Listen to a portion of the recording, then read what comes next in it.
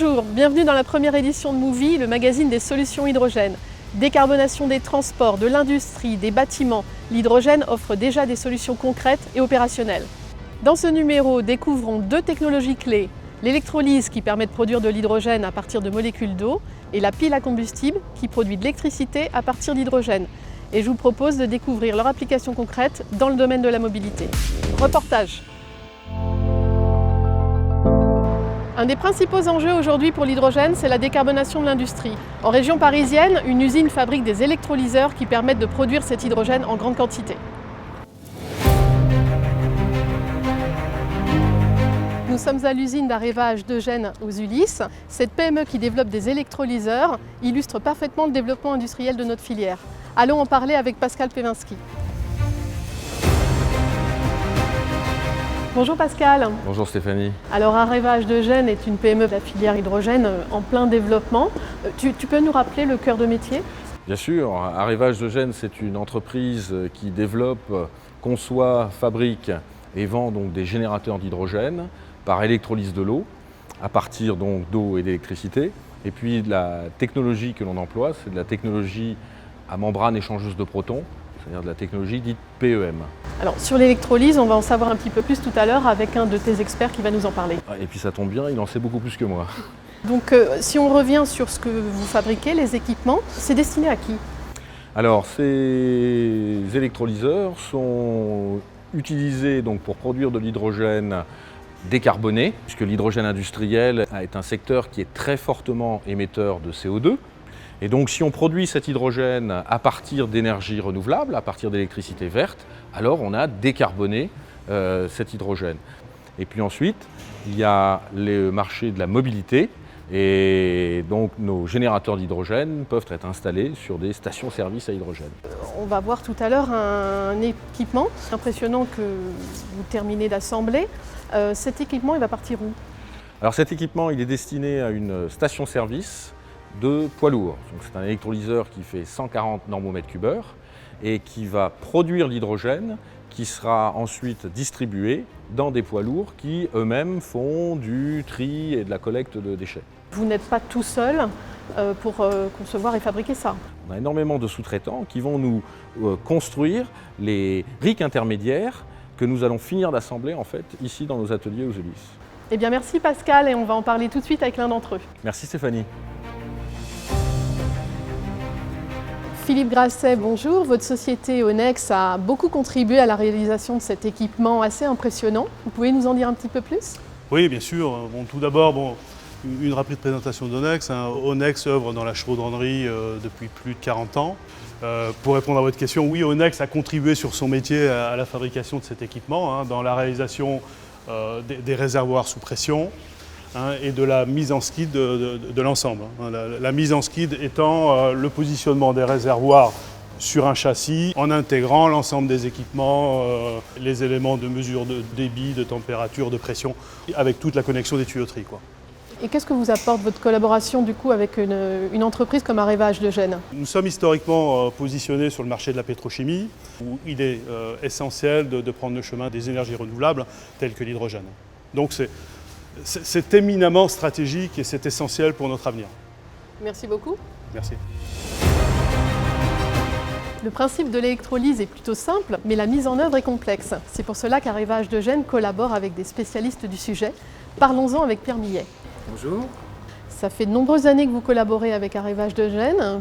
Donc on parle ici d'électrolyse, un principe assez simple, mais un procédé plutôt complexe. Il faut comprendre qu'on parle d'un réacteur au sens réacteur chimique. C'est un volume à l'intérieur duquel on injecte de l'eau. Voilà. Et la particularité, c'est qu'on alimente ce réacteur en courant électrique qui conduit à la réaction de base que tout le monde connaît. H2O donne H2 plus 1,5 CO2. Et donc, sortent du réacteur de l'eau et de l'hydrogène d'un côté, de l'eau et de l'oxygène de l'autre. Et le bilan, c'est que lorsque l'on forme de l'hydrogène et de l'oxygène, ces deux gaz séparément emportent avec eux la valeur de l'énergie qui a été apportée par le courant électrique. C'est donc un moyen de stocker l'énergie, les gaz étant plus faciles à stocker et à transporter en vue d'une réutilisation en temps différé. Et donc l'électrolyse est considérée comme une technologie importante dans le cadre de la transition énergétique et du stockage des énergies renouvelables. Merci beaucoup.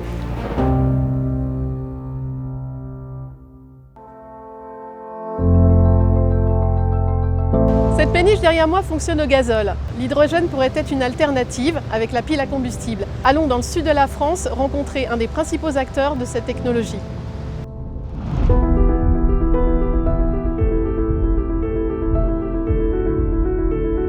Bonjour, nous sommes à Aix-en-Provence où nous avons rendez-vous avec Benoît Vézy qui dirige Elion Hydrogen Power.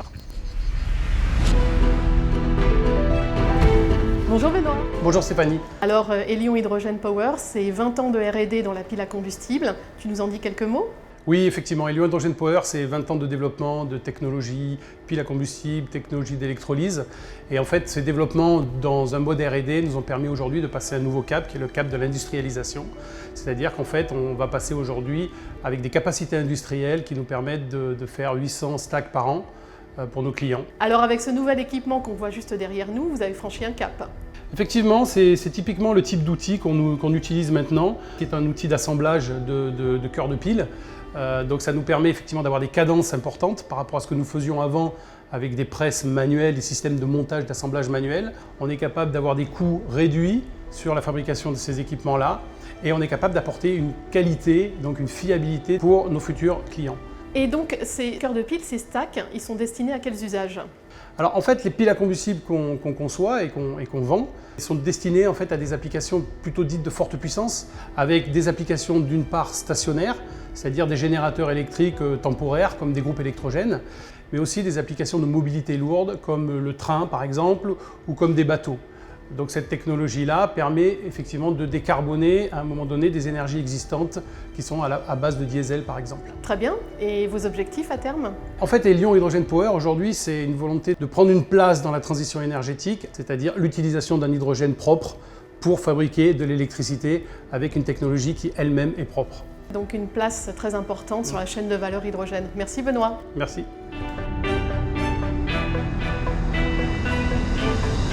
Alors nous avons vu l'outil industriel, on va maintenant aller voir à quoi ressemble le produit fini.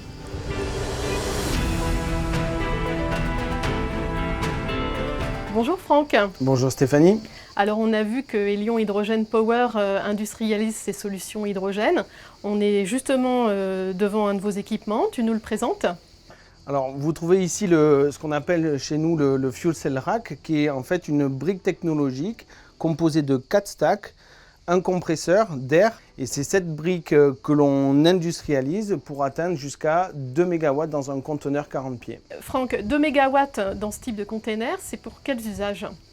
Donc on travaille sur les applications de mobilité lourde, typiquement là, pour faire du fret ferroviaire. La propulsion dans des barges à hydrogène, c'est le projet e-barge en Occitanie, où là on va intégrer une brique de ce type-là. Donc ça c'est de la mobilité, mais Benoît nous a également parlé d'applications stationnaires. Tu peux nous donner quelques projets concrets ? Un village isolé en Guyane de 1000 habitants, où on va substituer les groupes électrogènes par une solution complètement décarbonée, photovoltaïque, batterie et batterie hydrogène.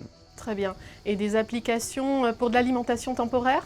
Et l'alimentation temporaire avec notre partenaire Delta Service Location, où là on va se focaliser sur l'événementiel, les Jeux Olympiques en ligne de mire par exemple. Merci, on va justement aller en parler avec lui. Merci. Xavier Denis, bonjour. Bonjour. Alors Delta Service Location va bientôt intégrer les solutions hydrogène ? Effectivement, Delta Service Location est l'un des principaux acteurs en fourniture d'énergie temporaire et en solutions de pompage provisoire. Ces offres pour nos clients s'appuient sur l'utilisation du groupe électrogène qui fonctionne avec un moteur thermique alimenté par une énergie fossile, le GNR. Nous avons l'obligation de nous réinventer sur ces prochaines années pour faire face aux enjeux environnementaux. Et pourquoi avoir préféré la solution hydrogène ? Elle semble nous donner le meilleur compromis entre les caractéristiques techniques d'une part, mais aussi la viabilité économique. Avec Elion, nous avons trouvé un partenaire qui offre le produit qui a toutes les caractéristiques que nous attendons. Une capacité à faire durer le projet dans le temps. Merci beaucoup. Merci.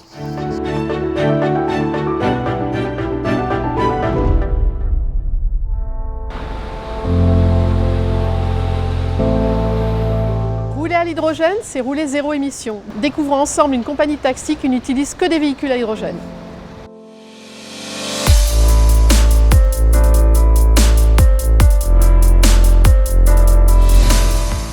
Bonjour Mathieu, ça fait maintenant 5 ans que tu t'es lancé dans le taxi à hydrogène en Ile-de-France. Tu peux nous présenter rapidement ta société ? Donc la société que j'ai fondée en 2009 s'appelle la STEP, Société du taxi électrique parisien. Et l'objectif de la STEP, c'était de trouver une solution pour que les taxis et les VTC puissent continuer à travailler, mais en arrêtant de polluer. Donc de 2009 à 2014, on a essayé de le faire sans succès avec des véhicules électriques à batterie. Et en 2014, des constructeurs ont sorti des premiers véhicules de série comme celui-ci. Et donc on a pivoté sur l'hydrogène et on a pu lancer, quelques mois après, pendant la COP21, les 5 premiers taxis Hype, la première flotte de taxis à hydrogène. Et aujourd'hui, combien de taxis dans la flotte ? On en a aujourd'hui plus d'une centaine. On vise 600 véhicules avant la fin de cette année et ça n'est que la première étape. Effectivement, une flotte d'envergure. On est allé à la rencontre d'un de tes chauffeurs dans le cadre du salon Evolution qu'on a tenu au Parc Floral en février dernier. Je te propose de l'écouter. On est donc dans un taxi qui roule à l'hydrogène. Vous pouvez nous dire un petit peu comment ça fonctionne ? Oui, donc c'est une Toyota qui fonctionne avec une pile à combustible. Donc c'est un véhicule zéro émission, propre, qui rejette des gouttelettes d'eau. Je fais le plein le matin, ça prend 5 minutes, avec une autonomie de 400 km pour la journée. Donc là, effectivement, nous n'entendons pratiquement rien, si ce n'est les pneus sur la route. Voilà. Et comment réagissent les passagers quand ils montent dans un taxi hydrogène ? Les passagers sont enthousiastes, ils posent des questions, ils sont ravis de rouler dans une technologie moderne et du futur. Eh bien, merci beaucoup. Merci à vous. Alors, ta réaction à cette vidéo, donc les chauffeurs Hype, ce sont de bons ambassadeurs de la technologie hydrogène. De très bons ambassadeurs et on a bien vu, le chauffeur l'a dit, il n'y a pas de contrainte liée à la recharge. On recharge en quelques minutes et on a tout de suite une autonomie équivalente à celle d'un véhicule classique, d'un véhicule thermique. Et le deuxième élément, c'est ce qu'il a mentionné, c'est que c'est ce qu'attendent les clients. Les clients veulent maintenant pouvoir voyager dans des taxis qui ne pollueront plus. Très bien. Il y a des partenariats mis en place ? Quand on a lancé Hype, on l'a fait en partenariat avec Air Liquide et avec lequel on avait déployé dès décembre 2015 la première station Place de l'Alma. Aujourd'hui, on opère sur 4 stations, dont 2 stations aux aéroports, et on va déployer, dans le cadre d'une nouvelle société qu'on a créée qui s'appelle iSetco, 2 nouvelles stations d'ici la fin de l'année, dont une avec le soutien de la ville de Paris qui sera située porte de Saint-Cloud. Et la suite, c'est d'être capable de proposer cette solution à tous les taxis parisiens, sans qu'ils aient besoin d'être salariés chez STEP, mais de leur proposer en tant qu'indépendants de passer à l'hydrogène. Donc de belles perspectives à venir encore. Merci beaucoup Mathieu. Merci beaucoup Stéphanie, à bientôt. Ce magazine est maintenant terminé. Merci et à très bientôt.